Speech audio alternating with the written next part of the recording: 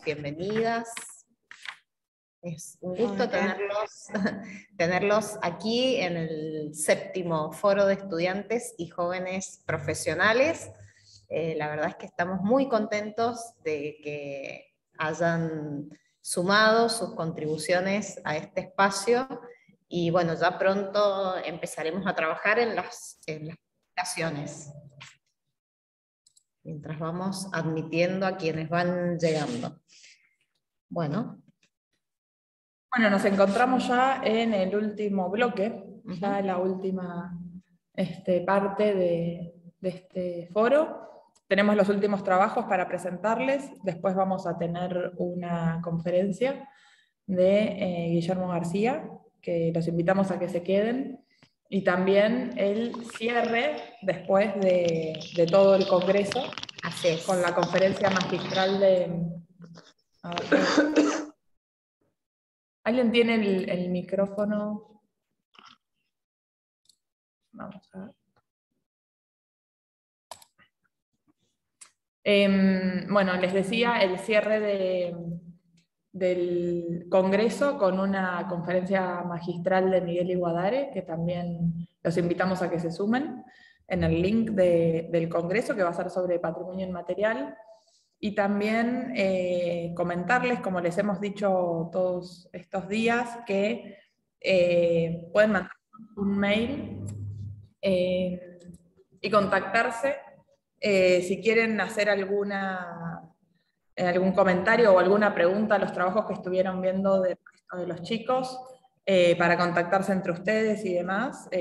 Un poco la idea del foro es esa, que no termine acá, sino que puedan seguir conectándose, intercambiando ideas y opiniones, así que bueno. Conformar redes de trabajo. Vamos a presentar, Gaby. Muy bien. El primer trabajo de este último bloque es Patrimonio en Acción, a cargo de Macarena Bazán Rivero, de la Universidad Nacional de Córdoba. Bienvenida y escuchamos. Muy bien.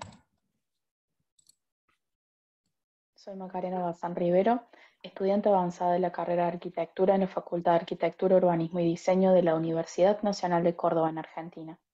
En esta exposición propongo entender el patrimonio arquitectónico dentro de un rol activo como infraestructura urbana, trabajando sobre el caso práctico de la Escuela Superior de Comercio Manuel Belgrano. La Escuela Superior de Comercio Manuel Belgrano es una institución educativa de nivel medio y terciario, dependiente de la Universidad Nacional de Córdoba, fundada en el año 1938. Su sede actual, ubicada en el histórico barrio Alberdi frente al río Suquía, fue construida entre 1960 y 1971 como resultado de un concurso nacional de anteproyectos realizado en 1959. El diseño del proyecto ganador presenta una propuesta novedosa de tipología escolar, en consonancia con las vanguardias de la época. El edificio cuenta con aproximadamente 16.000 metros cuadrados cubiertos y una serie de patios deportivos al aire libre, pileta climatizada, laboratorios de ciencias, biblioteca y auditorio. Por su envergadura y capacidad de carga programática, se podría considerar a la escuela como una infraestructura urbana de amplio alcance. En el año 2019 fue nombrada Monumento Histórico Nacional por ser un exponente del movimiento arquitectónico brutalista en Argentina y Latinoamérica. Todas estas características físicas llevan a entender a esta obra como un patrimonio arquitectónico de alto valor cultural. Por otro lado, es clave entender que el edificio tiene un valor testimonial que permite comprender los procesos de transformación social y política de los años 60, que fue escenario de sucesos históricos determinantes en los años posteriores. Esto lo posiciona como un patrimonio de valor histórico que forma parte de la cultura local. Además, cabe destacar su rol como referente en cuanto a las propuestas pedagógicas que lleva adelante la institución desde una mirada vanguardista de la educación fuera de los parámetros tradicionales. Todo esto genera un inmenso valor identitario para su comunidad, que construye espacios de participación incluso fuera de los académicos y desarrolla un intenso sentido de pertenencia que involucra múltiples generaciones, con la memoria activa como tradición. De este modo, podemos entender también a la escuela como un patrimonio histórico-cultural. En este contexto, surge la pregunta de cómo establecer estrategias de acción frente al cambio climático en relación a un edificio patrimonial. Lo primero a tener en cuenta es la capacidad que tiene el edificio de establecerse como una infraestructura de alcance urbano, lo cual implica contemplar a la comunidad extensa y diversa que alberga y el impacto que puede generarse para y a través de ella. En este marco, se propone una serie de estrategias que apuntan a la adaptación y la mitigación frente al cambio climático, teniendo en cuenta los objetivos de desarrollo sostenible. Como estrategia de adaptación frente al cambio climático, propongo la recolección y reutilización del agua de lluvia y la liberación progresiva del excedente a fines de reducir el riesgo de desastres y hacer una mejor gestión de los recursos, entendiendo la emergencia hídrica que sufre la provincia debido al impacto del cambio climático. Por otra parte, impulsar la creación de una red urbana de transporte público masivo de bajo impacto ambiental, que articule el patrimonio con distintos puntos urbanos y de este modo brindar mejores medios de desplazamiento a los miembros de su comunidad. Entendiendo el rol del edificio como infraestructura urbana, planteo la creación de actividades abiertas de participación comunitaria, posicionando a la escuela como un nodo programático de cercanía, con actividades destinadas a la formación, la capacitación, la recreación y la cultura. Estas actividades pueden llevarse a cabo sin interferir en las funciones académicas y durante los periodos de receso, gestionadas a través de asociaciones público-privadas y comunitarias, promoviendo el desarrollo de las economías locales y la reducción de las desigualdades a través de la inclusión social y laboral. Dentro de las propuestas a desplegar, deben considerarse especialmente aquellas que impacten mejorando la calidad de vida de las comunidades vulnerables y las que tiendan a la recuperación y protección de los ecosistemas locales. Por ejemplo, la capacitación en reciclado y economía circular, la educación en alimentación con especies locales y la recuperación de técnicas ancestrales con impacto en la rehabilitación del hábitat, la formación en estrategias para el desarrollo de economías regionales y el acceso a actividades deportivas recreativas, especialmente en el periodo estival. Como estrategias de mitigación que apuntan a la disminución de las emisiones de gases de efecto invernadero, propongo la creación de un sistema de préstamos de bicicletas para los miembros de la comunidad que residen en determinado radio de la institución a fines de promover su uso por sobre los medios motorizados y generar impactos positivos en la salud de las personas. También propongo instalar un sistema de colectores solares que disminuyan los requerimientos de energía para el calentamiento de agua que sirve a la infraestructura del natatorio, de los vestuarios, comedor y calefacción de aularios. Por último, la incorporación de producción de energía eólica a la red eléctrica del edificio a través de un sistema de turbinas verticales de bajo impacto sonoro para incrementar la autosuficiencia energética del mismo, además de actualizar el sistema de iluminación del edificio con tecnologías LED de alta eficiencia, diseñada de acuerdo a los requerimientos reales de los espacios. De este modo, se genera un aporte a la disminución del impacto del cambio climático y las consecuencias que implica, tanto para el ecosistema como para la ciudad, sus edificios y sus habitantes, estableciéndose así una relación de reciprocidad, donde las construcciones existentes actúan como soporte a las propuestas, asegurando la preservación del patrimonio en el tiempo. En este panorama, la integración de la escuela como una infraestructura urbana que responde a las necesidades comunitarias y les brinda espacios de desarrollo de acciones socioambientales permite desplazar a los edificios patrimoniales del lugar de objetos contemplativos para posicionarlos en un rol activo en la transformación del territorio. Además, favorece la construcción de un valor identitario ampliado que abarque más que solo la comunidad estudiantil y educativa, ya que la participación ciudadana pone en juego la recuperación de los valores que identifican al sitio, conservando su valor testimonial y brindando un medio de transmisión que asegure su prevalencia en las futuras generaciones. Muchas gracias por su atención. Bien, muchas gracias, Macarena, por tu presentación. Ya luego tendremos un momento al final para compartir esta experiencia. Y ahora vamos a seguir. Seguimos entonces en este último bloque con la la ponencia que se titula Propuesta de intervención paisajista en un palacio, en un espacio de exhibición a cielo abierto del Museo de Arte Contemporáneo Beato Angélico, Universidad Católica de La Plata. María Paz Serra, de la Universidad Católica de La Plata. Bueno, se trata de una presentación del lugar donde estamos ahora. Y te cuento que acaba de llegar su presentadora, así que después la vamos a invitar a que venga entonces, a que se sume aquí ¿y si con la recibimos nosotros ya mismo? Bueno, ¿te parece? ¿te querés sumar? Venga a la mesa. A ver Recordemos. ¿sí? Así que vamos a aprovecharla para después. Perdón La la desprolijidad. desprolijidad, pero aprovechemos que su presencia. Sí, y además, bueno, estamos in situ también, ¿no?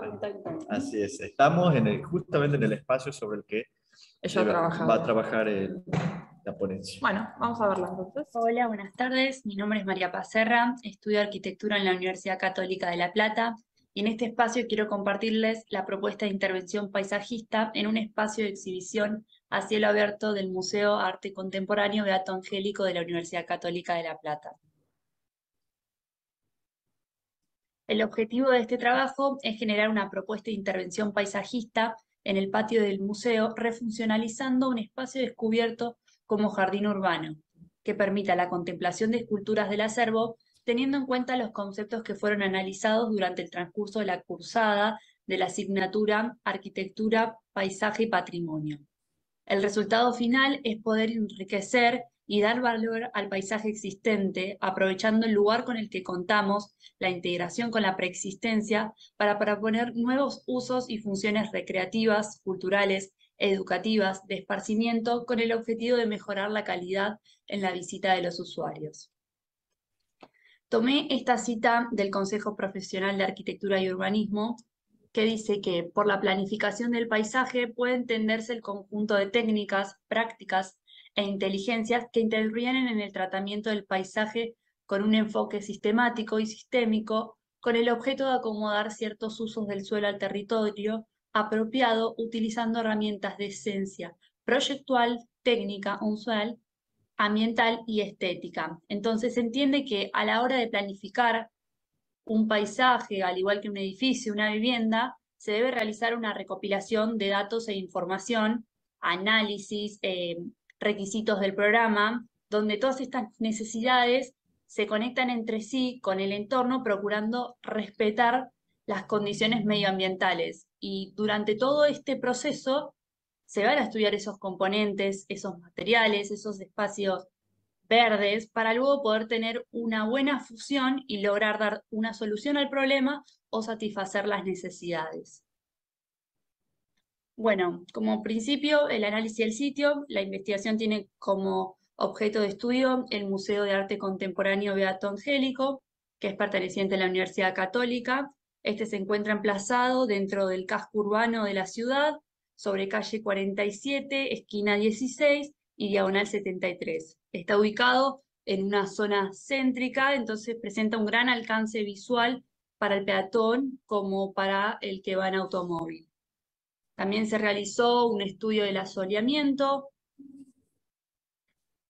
El poder ir a recorrer este museo, el ingreso al patio, pudimos tener en cuenta las esculturas, los canteros, las luminarias, ver las carpinterías existentes, y hicimos una recopilación de imágenes junto con mis compañeras para tener registro del lugar. Para la toma de partido, teniendo en cuenta que existen 3 accesos al patio, los accesos principales, que son el de la facultad y el del museo, cuentan con una rampa. En el centro del patio se ubica un módulo principal, que este módulo principal, junto con los canteros, van a generar un recorrido e invitar al usuario a que recorra ese espacio. También este módulo principal va a contar con lugares de asiento, que sea un lugar de descanso. Y el objetivo y la idea que tomo para este proyecto es que se genere una relación en todo el recorrido entre el ser humano y la naturaleza. Para la modulación opté por una modulación hexagonal, del módulo es de 0,98 por 1,14, y a partir de ese módulo se genera el módulo principal que mostré anteriormente, que va a estar ubicado en el centro del patio, y tiene distintas variaciones que pueden estar utilizados para lo que son los asientos, distintos maceteros para contener herbáceas, arbustos, o si no, como base de las esculturas del patio. Para la materialidad, todo el equipamiento y elementos fueron diseñados teniendo en cuenta la modulación y la utilización de materiales sustentables, duraderos, reciclables y que tengan el menor impacto ambiental. Acá se puede ver una planta con la aplicación del sistema modular, con la vegetación que se va a utilizar, que en este caso utilizamos todo vegetación nativa. Se puede también ver cómo a través del módulo principal y los canteros se genera todo ese recorrido y la relación que va a existir entre la naturaleza y el ser humano. Bueno, estas son las especies de origen nativo que elegí, que en el árbol elegí un laurel criollo, arbustos tenemos la lantana, el ibirá, en herbácea flor de papagayo, portulaca, el guambé, margarita de pastizal, el San Juan. Y a continuación les voy a mostrar algunos renders que realicé para que puedan apreciar la propuesta de intervención paisajista.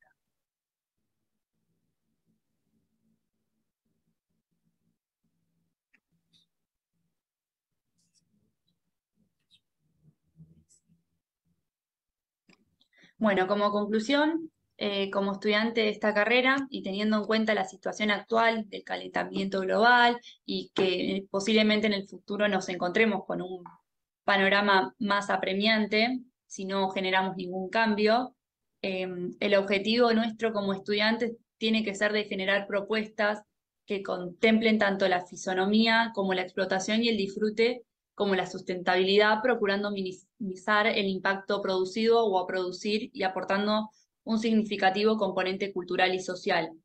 La finalización de esta intervención en el museo fue el producto final de todo lo que estuvimos estudiando en la primera etapa del año, donde se incorporaron nuevos conceptos como el conocimiento más profundo sobre el calentamiento global, la accesibilidad, la planificación del paisaje, la utilización de espacios verdes urbanos como estrategias de mitigación de los gases de efecto invernadero, y que debido a su gran importancia deben tenerse en cuenta en los proyectos que realicemos a futuro.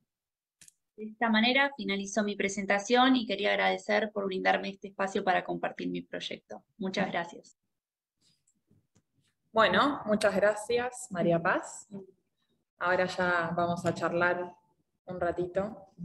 Y bueno, podemos hablar que estamos acá.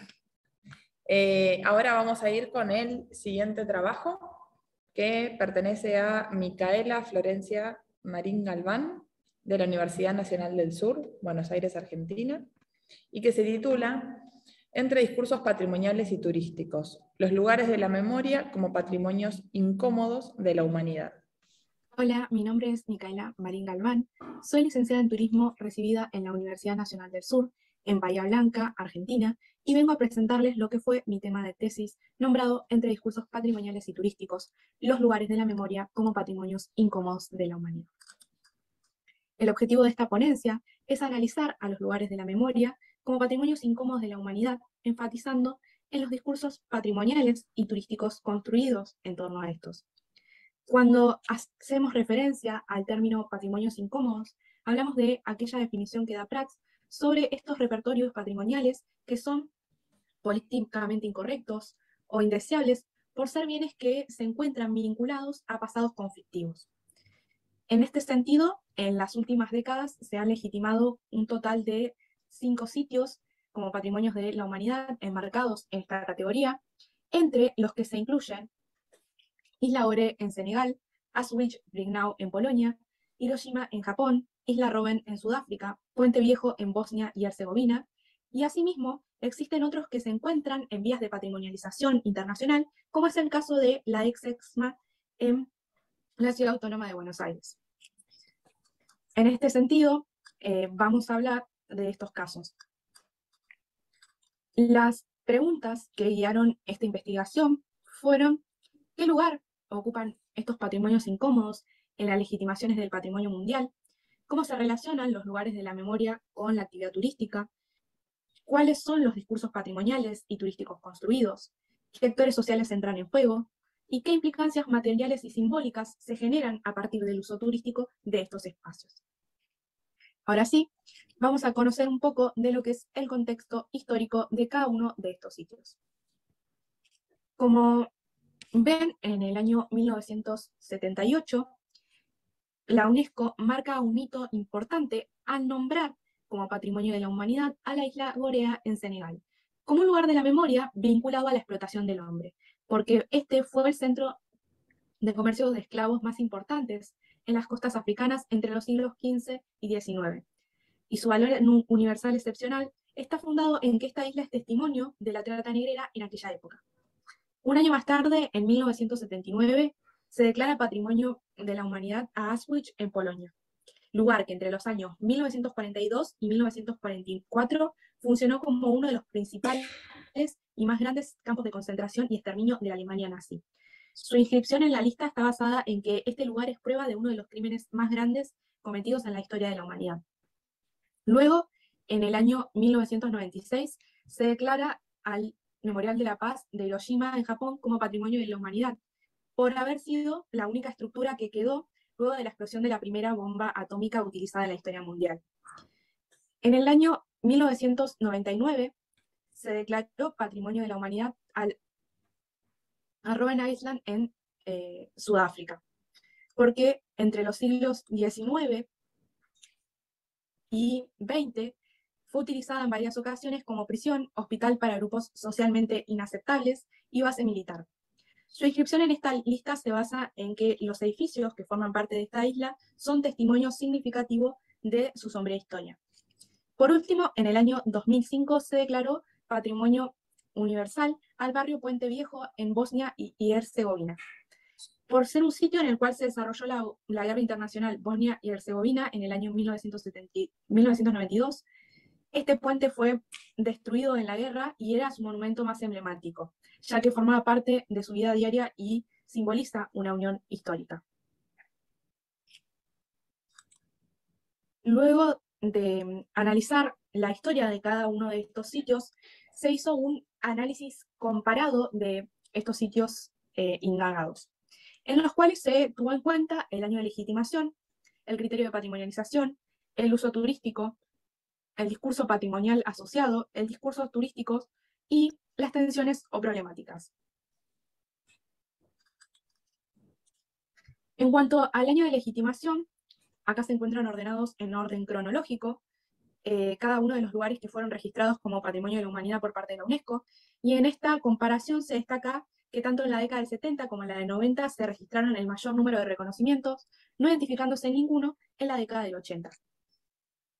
En cuanto a los criterios de patrimonialización, estos lugares se encuentran inscritos bajo el criterio 6, que afirman que están directa o materialmente asociados con acontecimientos que tienen una importancia universal excepcional. Asimismo, Isla Robben es el único sitio que posee dos criterios de categorización, sumando el número 3, que alega que es testimonio excepcional de una tradición cultural o de una civilización viva o desaparecida. Respecto al uso turístico asociado a estos lugares, el que mayor desarrollo posee en esta esfera es el Museo Estatal Auschwitz-Birkenau, siendo este el más reconocido y ampliamente difundido a nivel internacional.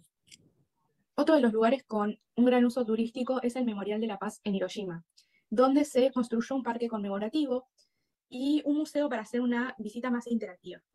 Por otro lado, también se destaca Isla Robben, que cuenta con excursiones guiadas pagas.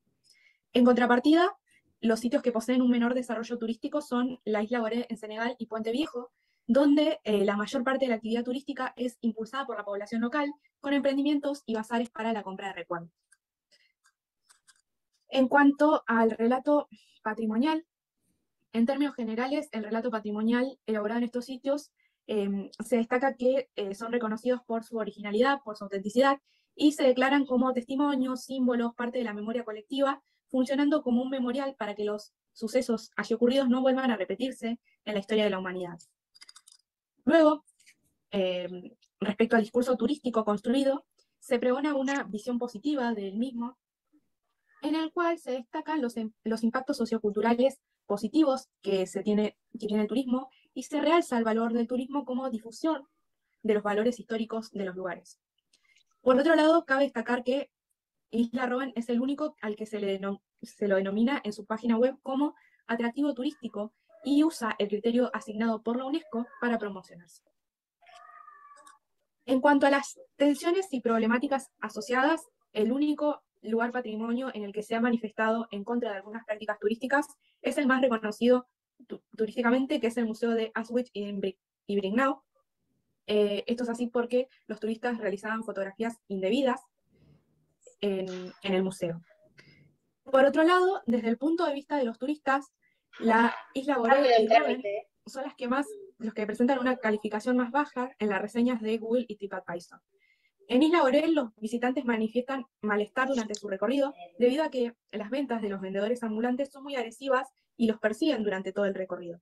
Y respecto a Isla Robben, los visitantes cuentan que esta isla no se encuentra en un adecuado estado de conservación y que los guías, al ser expresidiarios de la isla, no están preparados para manejar grupos y cuentan la historia de una forma que es aburrida.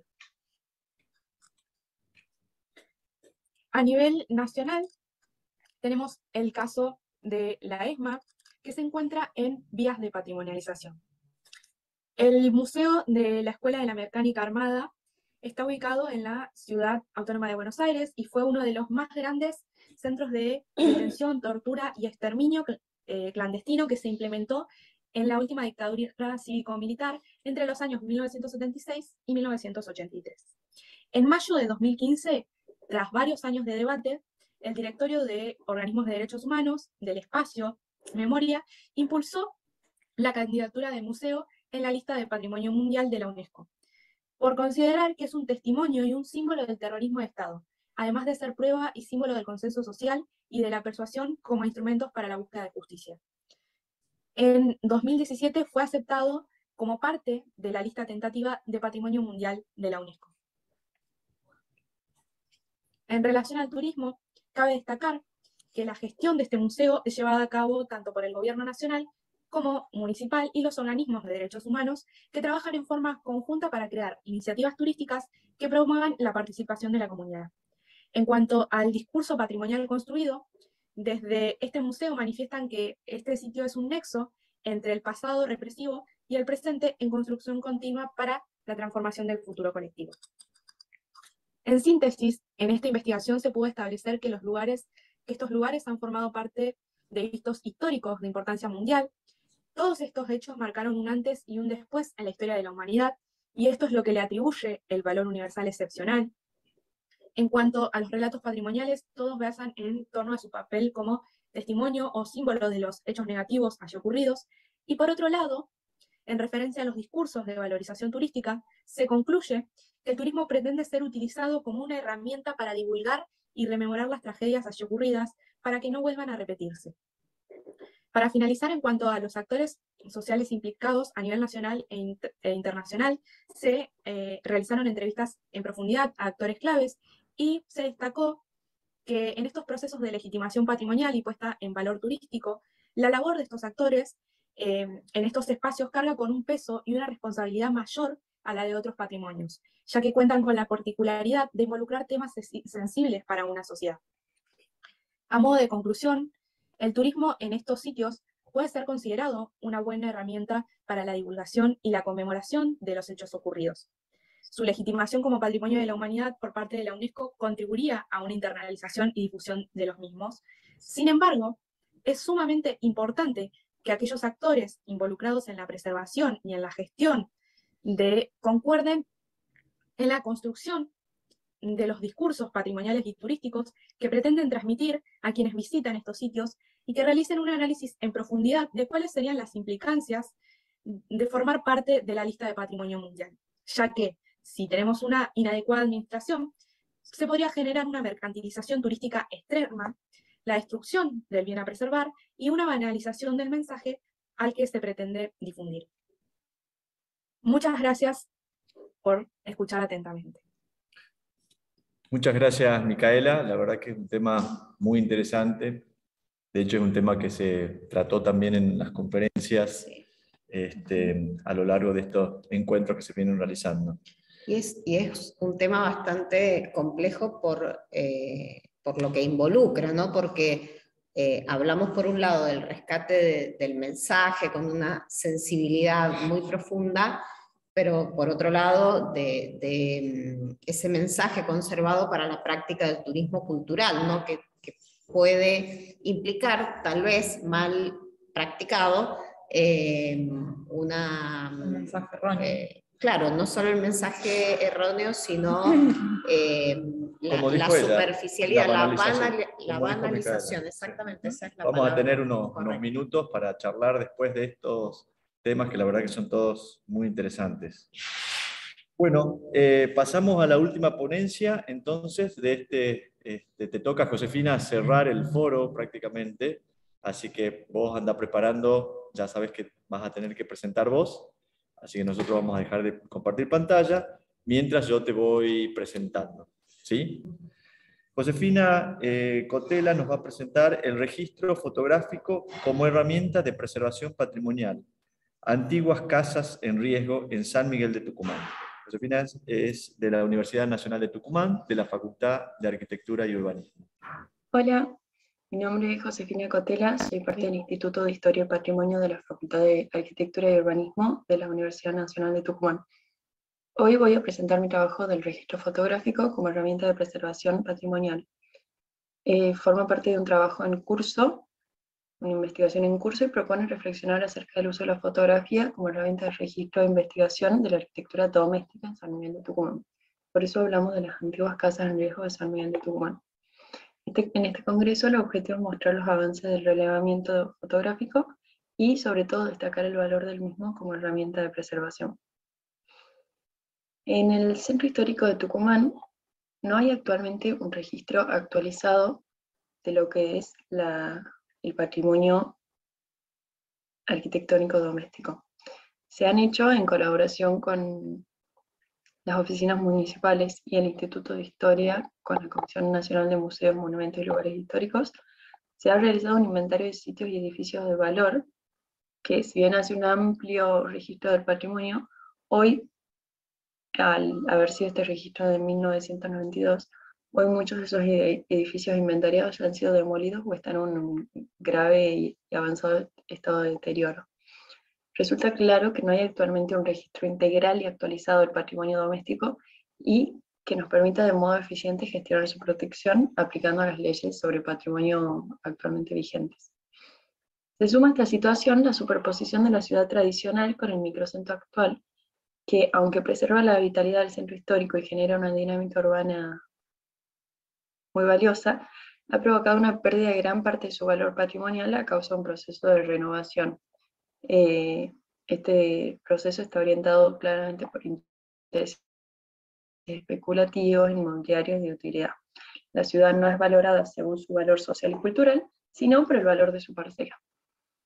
En los últimos años, la arquitectura característica de fines del siglo XIX y principios del siglo XX del área central ha ido desapareciendo por esta fuerte presión inmobiliaria y sobre todo por la falta de incentivos para su conservación. La pérdida del patrimonio arquitectónico generó una desarticulación del espacio urbano y su actual fragmentación.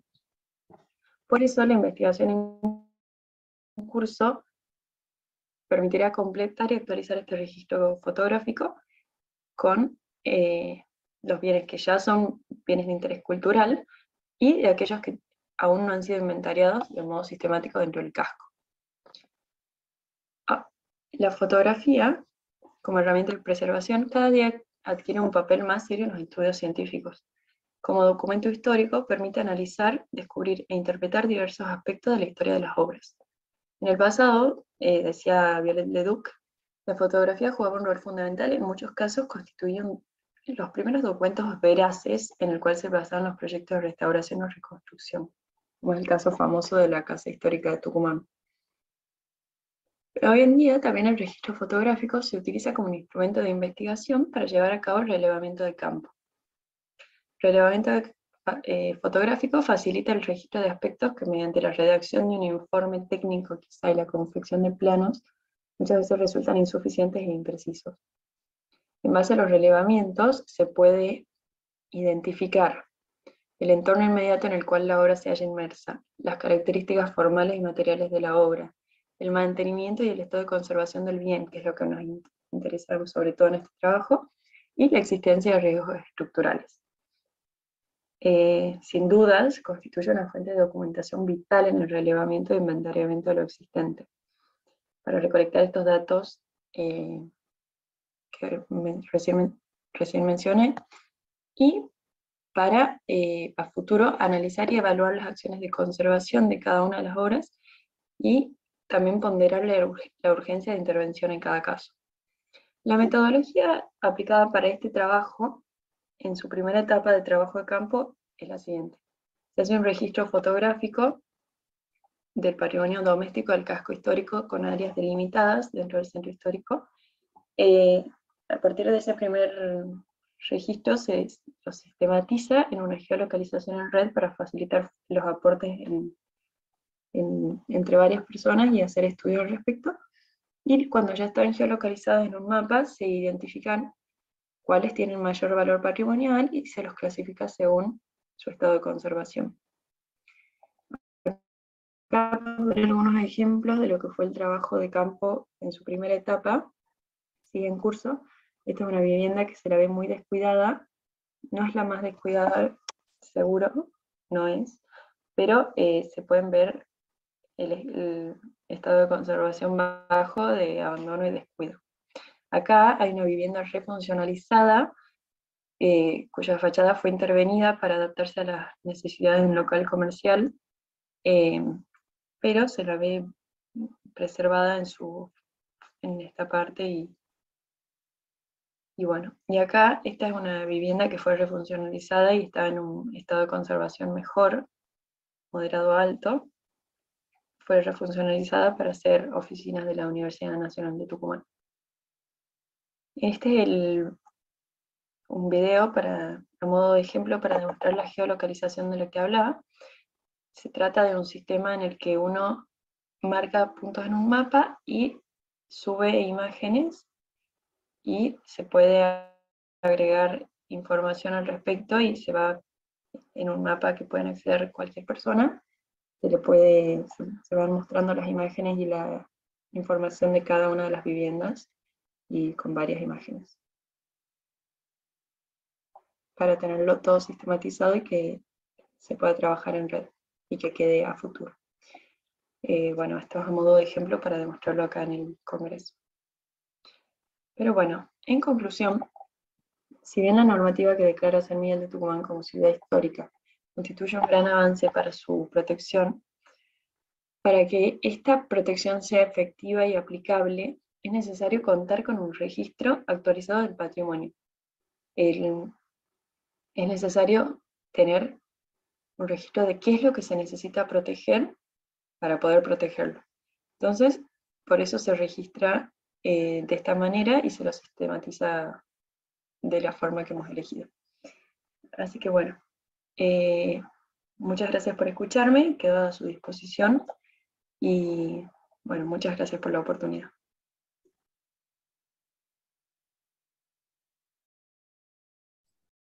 Muchas gracias, Josefina. Muy interesante tu trabajo, justo en el contexto en el que recién compartíamos la conferencia del doctor Mario Santana, que nos acompañó desde Canadá, un experto en temas de documentación y de la inclusión de las nuevas tecnologías en estos temas, ¿no? Qué necesario es manejar las nuevas tecnologías, pero también los conocimientos básicos, empezando desde los conocimientos básicos para la identificación, la catalogación y la correcta documentación de los bienes para luego determinar qué acciones deben implementarse y, bueno, fundamentalmente para dejar testimonio de esos bienes ante cualquier tipo de situación. Me parece interesante en el trabajo que presentó Josefina y algo que también mencionaba Mario, que es que existen un montón de sistemas muy tecnológicos y nuevos, pero también tenemos la posibilidad de, con el teléfono y algunas herramientas más básicas, como esta carga de datos en algunos mapas con geolocalización ya preestablecida, que digamos nos ayudan mucho, tenemos la tecnología en la mano con el teléfono celular para empezar a desarrollar estas herramientas. Y bueno, sí, después por supuesto hay otro nivel ya de sistematización, pero entender que la tecnología tiene que ser una aliada Tal cual. para este tipo de trabajos. Sí, a mí me gustó mucho hacer este trabajo porque como estudiante de arquitectura empieza a valorar lo que es el patrimonio de su ciudad y con este trabajo incluso conocerlo mucho más porque, o sea, no sé si alguno conoce Tucumán, pero es como una zona un poco afuera del centro, más microcentro, y al verlo, o sea, no es tan conocido. Y por otro lado, yo como estudiante me siento muy impotente de cómo proteger este patrimonio que en una ciudad que tiene tanto. Entonces, cuando me han propuesto hacer este trabajo de investigación, me pareció como algo, yo siempre saco fotos, me encanta sacar fotos y decir, con mi herramienta, que es mi celular, y irme a pasear por mi ciudad, puedo ayudar a que se proteja. Entonces, como que me pareció, o sea, obviamente no es lo más tecnológico, o, no sé, la persona que más sabe de patrimonio no voy a ser yo, pero me gusta como poder ayudar y aportar en eso. Bueno, ¿por qué no? ¿Por qué no? Claro, todo comienza por algún lado y de hecho lo que estás diciendo justamente es primero conocer, no podemos proteger, no podemos difundir algo que primero no conocemos y esa es una manera de comenzar este camino. Así que es muy, muy interesante. Bueno, para cerrar, digamos, este foro, me gustaría que nos planteemos algunas preguntas y alguno de ustedes, como lo acabas de hacer, Josefina, quiere ampliar en algo su exposición, si quieren hacer algún comentario o preguntas, como vienen haciendo entre ellos, se vienen haciendo preguntas también, comentando los trabajos mutuamente. Así que los invitamos, ya sea por chat, que activen sus micrófonos. María Paz puede María volver Paz, a te unirse invitamos, a vení, nosotros en representación del resto de los expositores que no están aquí acompañándonos en la sala. Bueno, María Paz sí está presente, así que podemos, ahí podemos conversar. Bueno, Macarena, que desde Córdoba nos presentó su trabajo Patrimonio en Acción. Luego María Paz, como decíamos, nuestra anfitriona, porque trabajó sobre exactamente este espacio en el que estamos. Luego Micaela, desde la Universidad Nacional del Sur, con un trabajo que planteaba este desafío que es unificar o presentar temas muy sensibles al patrimonio y a la memoria como objetos para el turismo cultural.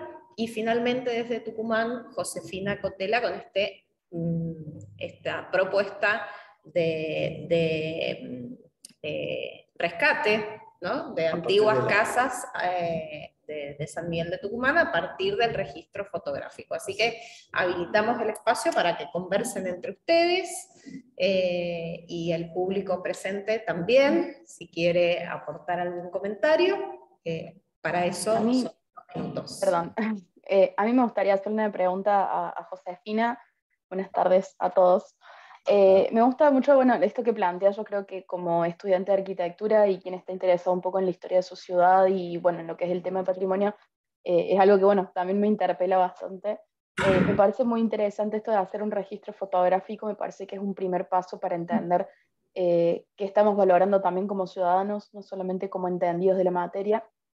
Y también interesante la posibilidad de vincularlo con algún tipo de registro de relatos históricos, quizás alguna familia que haya conocido la casa, alguien que sepa quién lo construyó, ir como pensando, ¿no?, en el patrimonio como en esta construcción social en conjunto. No sé si vos lo planteás particularmente en alguna plataforma ya existente o propones como alguna plataforma en específica, pero la verdad es que estaría muy bueno pensarlo como un registro colectivo, ¿no?, de incorporación de datos y esta combinación entre el registro visual y bueno, el registro quizás histórico o a nivel arquitectónico puntualmente. ¿Cómo estás, Macarena? Me encantó lo que dijiste, sí, ¿Qué pasa eso de que el patrimonio, o sea, tiene toda su historia, cada casa tiene su historia, y mucha gente puede colaborar?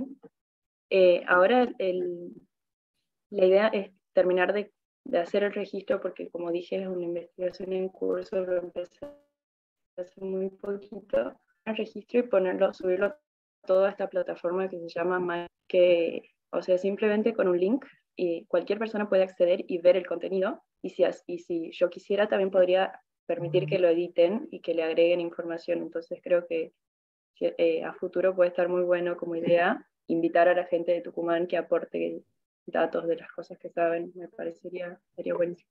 O sea, me sentiría re bien si la gente lo hiciera. Y volver de alguna forma agentes patrimoniales al ciudadano que no tiene preparación específica, como podemos ser los arquitectos, los estudiantes de arquitectura, que un poco empezamos a entrenar esa mirada, pero de golpe valorar el aporte del ciudadano y saberse que parte tiene de su esa historia, intención, claro. saberse parte de la historia, por ejemplo, como el molino. Yo estaba pensando Ajá, exactamente yo creo que en eso. estábamos todos pensando en lo mismo. No anticipen nada porque enseguida viene la conferencia. Bueno, sí. Pero es muy interesante. Quédense, la verdad que, sí. Quédense que viene una conferencia que nos interesa mucho. Creo que todo se va vinculando, ¿no? Exacto. La verdad que se van dando... Bueno, no sé si va a ser respecto a eso. Sí. El secreto. Perfecto.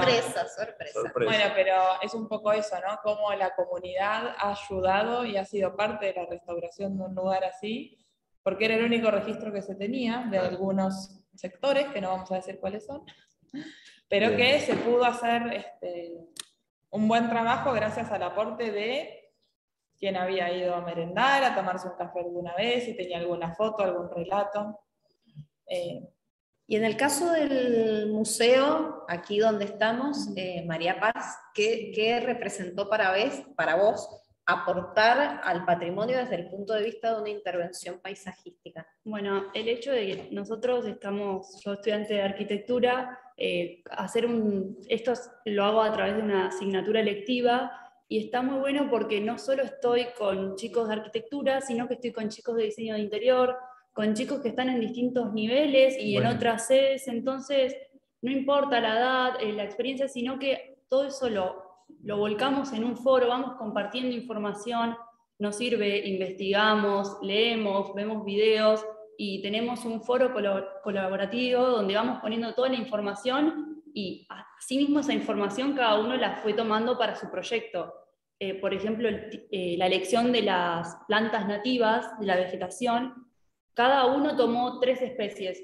Bueno, cada uno hizo un análisis, llenamos fichas, completamos, hasta algunos fueron al vivero para saber, porque no teníamos conocimiento, porque hay de distintos lados en la facu personas. Entonces dijimos, bueno, a partir de eso también tuvimos que analizar el sustrato, a ver, si lo vamos a volcar en este patio, tenemos que tener en cuenta cómo hay que hacer. Si es posible. Claro, tal cual, la medida de, por ejemplo, los canteros, qué profundidad tiene que tener, porque las raíces. Y la protección de crecimiento. Por eso, también el tema del asoleamiento, por ejemplo, en el módulo principal nosotros colocábamos un árbol de tercera magnitud, entonces tenemos que ver las dimensiones, y muchos, por ejemplo, son de Bernal, con los que hacíamos esta materia, y no tenían la posibilidad de venirse, entonces también sacar fotos, pasárselas, era un trabajo todo en conjunto que estuvo muy bueno hacerlo. Esto es una materia anual, esta fue la finalización del primer cuatrimestre, y bueno, creo que con todo lo que estábamos viendo de los trabajos de las chicas también, de que está bueno que incorporemos estos conocimientos ahora, que los tengamos presentes, porque somos estudiantes y el día de mañana, para un futuro, sea una vivienda, una plaza, un paisaje urbano, un edificio, tenemos que tenerlos presentes, no ser ajenos a eso. Totalmente. E incluso vinculándolo con el tema que presentó Micaela, cómo todas estas intervenciones o todas estas propuestas se vuelven recursos para el turismo cultural también. Porque si bien cada uno tiene una finalidad específica, no dejan de prestarse también para la práctica del turismo cultural. Y en ese sentido, el caso de Micaela, como decíamos recién, lo abordaba desde una perspectiva de una extrema sensibilidad, temas muy delicados vinculados a la memoria. En ese sentido, Micaela, ¿cómo, no sé si está conectada? Sí, está ahí. Y estoy. Sí, ahí está, Sí. Micaela. ¿Cómo fue para vos abordar justamente ese desafío desde el punto de vista de ser temas tan delicados que implican la sensibilidad de la población? Fue bastante complicado. Al principio de la investigación yo hice todo lo que es la parte más teórica, la búsqueda de la parte teórica, y al momento de que llegó a mí buscar los casos específicos y estudiar qué había pasado en cada lugar, la verdad que lo primero que me salió leyendo la historia es llorar, porque realmente son temas muy fuertes. Y dije, bueno, mi investigación va a ser de esto, ya estaba a la mitad de la investigación, así que no la voy a cambiar. Y bueno, me tuve que hacer fuerte, leer esa parte de la historia. Y un poco también, después mi elección, al principio mi elección fue por esto de que siempre me sentí muy interpelada con esto de el golpe de Estado en Argentina, y quería una investigación que pudiera aportar desde el punto de vista turístico, teniendo en cuenta también las sensibilidades de estos lugares de la memoria y de cómo abordarlos para que en estos casos del turismo sea para concientizar a los ciudadanos de los hechos que ocurrieron en ese lugar y no para que en casos como ha ocurrido, que por ahí yo lo mencionaba en Auschwitz, hubo problemas porque los ciudadanos empezaron a sacarse fotos indebidas empezaron a hacer merchandising del lugar. Entonces, ¿cómo concientizar a la población para visitar estos lugares? La verdad es que dentro de esa investigación como que surgen un montón de otros puntos a tener en cuenta también. No perder de vista el respeto que se requiere, porque el patrimonio siempre requiere respeto, implica respeto, pero en estos casos todavía son sitios de dolor realmente, entonces se vuelve más complejo. Es complejo, por ejemplo, en Berlín, el memorial del Holocausto. No estoy capaz que alguno de ustedes, o quizás vos, Micaela, que seguramente estuviste metiéndote en el tema, hay una plataforma que repostea fotos que quizás a veces turistas publican en ese memorial y la repostean diciendo, ese lugar donde te está sacando esa foto representa a un niño judío quizás o a una madre judía y como para ir concientizando. No, mira, no sabía. Sí. Entonces, El memorial de los cubos. el memorial de los cubos, eso lo deben ubicar, deben haber visto miles de fotos. Ahí la gente claro, se saca fotos. Se saca fotos indebidas, indebidas, hay fotos lindas, pero hay fotos que sí. también por ahí, como vos mismas decías en tu presentación, banalizan el simbolismo de estos lugares, ¿no? Tiene que ver también con la función educativa del patrimonio, ¿no? Claro. Cuando visitamos esos lugares, realmente ir a conocer lo que pasó. Así es. No sé, Micaela, vos sos de Bahía, ¿no? No Sí. sé si tuviste la posibilidad de estar acá en el museo de la ex ESMA. Sí, viajé, estuve investigando allá el año pasado, en noviembre, a investigar. Porque es muy, muy interesante y es muy raro estar ahí. Movilizador. Es muy movilizador. Sí, es muy Uno movilizador. va a visitar el edificio, pero es como que la historia te pasa por arriba en ese lugar, ¿no? Porque no puedes creer. Y la verdad es que la gestión está muy bien gestionado, está muy bien transmitido el mensaje. Y no sé si te pasó que la gente que trabaja ahí está muy involucrada y tiene mucha pasión por lo que hace, entonces como que todo eso acompaña a la forma en que te lo cuentan, la forma en que te llevan a recorrer el lugar. Sí, además que los cuidados que tienen que tener, porque eso está todavía en proceso judicial. Entonces todo lo que hay ahí dentro del museo es desmontable, porque si el juez tiene que hacer algo dentro del museo, bueno, tienen que desmontar todo y tiene que quedar todo igual. Entonces son muchos los cuidados que tienen que tener también. Claro, son sitios de patrimonio con una alta valoración, pero con una historia muy reciente también. O sea, está ahí también esa dinámica de que es algo relativamente cercano en el tiempo, ¿no?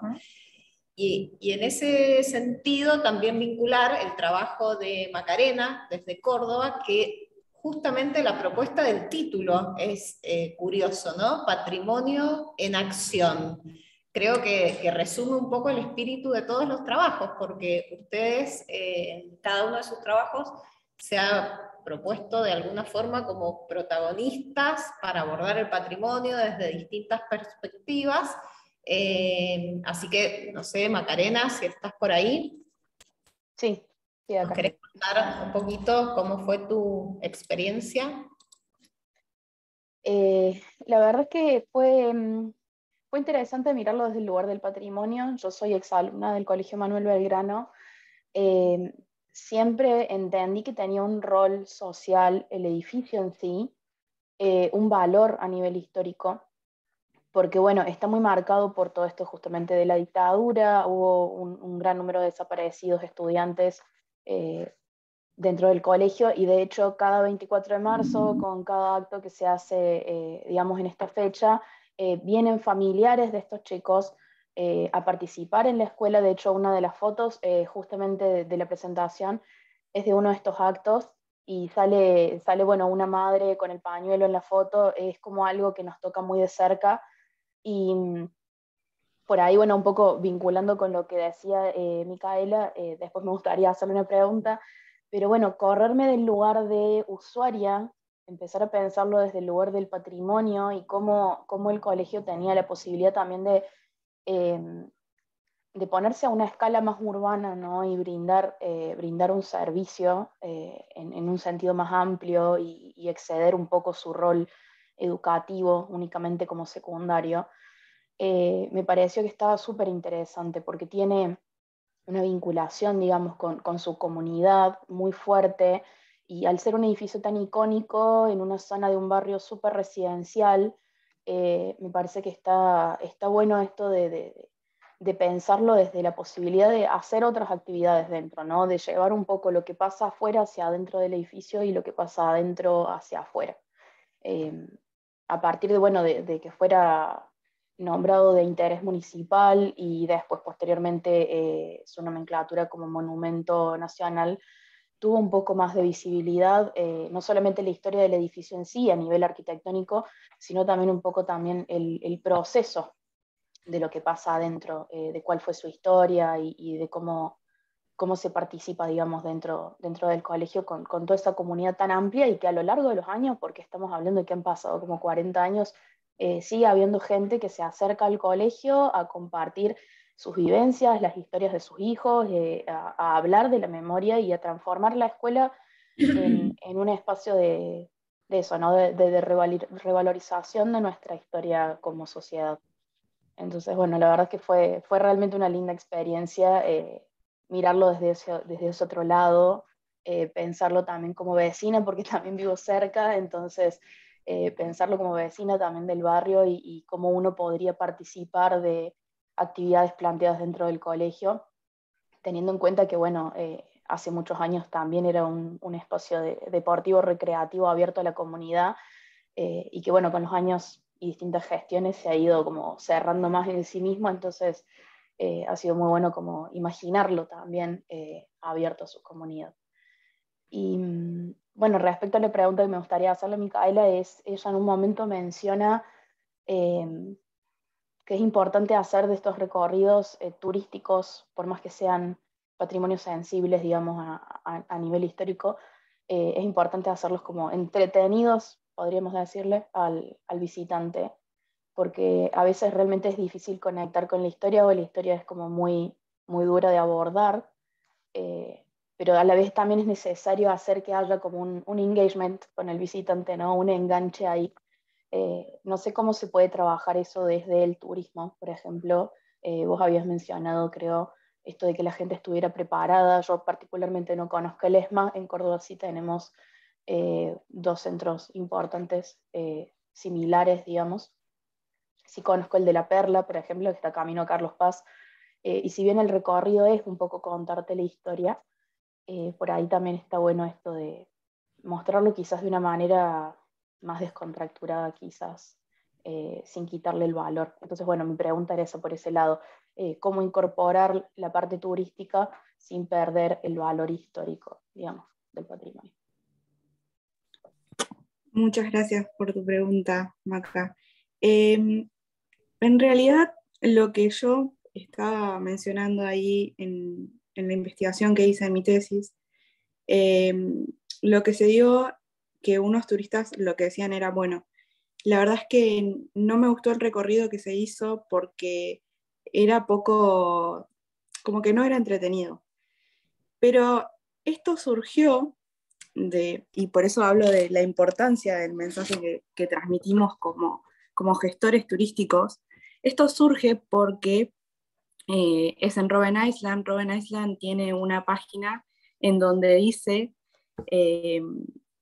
que Robben Island es el atractivo principal de Ciudad del Cabo, atractivo turístico principal de Ciudad del Cabo. Entonces, al definirlo como un atractivo turístico, vos de un atractivo turístico esperás que sea algo que te entretenga y no algo que te lleve a una concientización y a un mensaje y a la transmisión de un mensaje.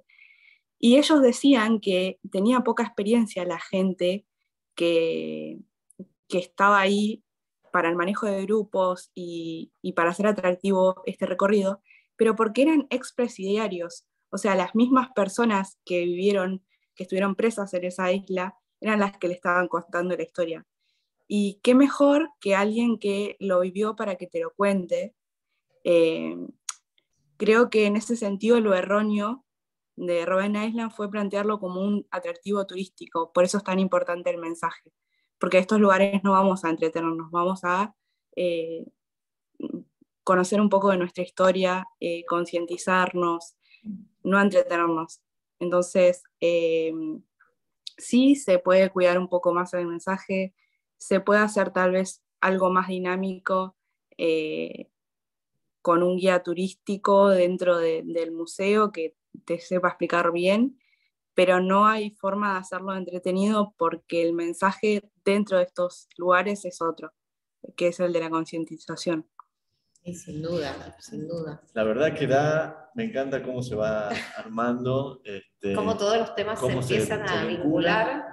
Y la verdad que daría para que nos quedemos charlando mucho tiempo. Me encantó el entusiasmo que le están poniendo, creo que eso también nos entusiasma a nosotros para seguir adelante. Por supuesto, y aparte compartir experiencias, escucharlas a ustedes, en este caso, bueno, intercambiar desde distintas latitudes, desde distintas geografías, y bueno, la verdad es que esperamos que esta pequeña semilla que hoy se está sembrando en ustedes, caiga realmente en terreno fértil y que encuentren en el patrimonio una manera de proseguir sus carreras y brindarse a la comunidad a partir de sus propias acciones. Y estos pequeños hechos como este foro, creo que ustedes mismas lo están viendo y lo están presenciando acá los asistentes reales, ¿no? Como si están afuera, presenciales. Que se puede crear una red también y conózcanse y sepan que hay gente que está trabajando en estos temas y que les pueden aportar. Vos mismo lo estás viviendo hoy mismo con tu trabajo. Así que, además, bueno, se pueden visitar también. Son las cosas para viajar después. Seguro. Bueno, las invitamos entonces a seguir con nosotros. Sí, ¿Hacemos ahora, un brevísimo corte o no? Solo técnico para acomodar acá y continuamos con la conferencia del arquitecto Guillermo García. No se vayan. No se vayan. Acá estamos. Muchas gracias.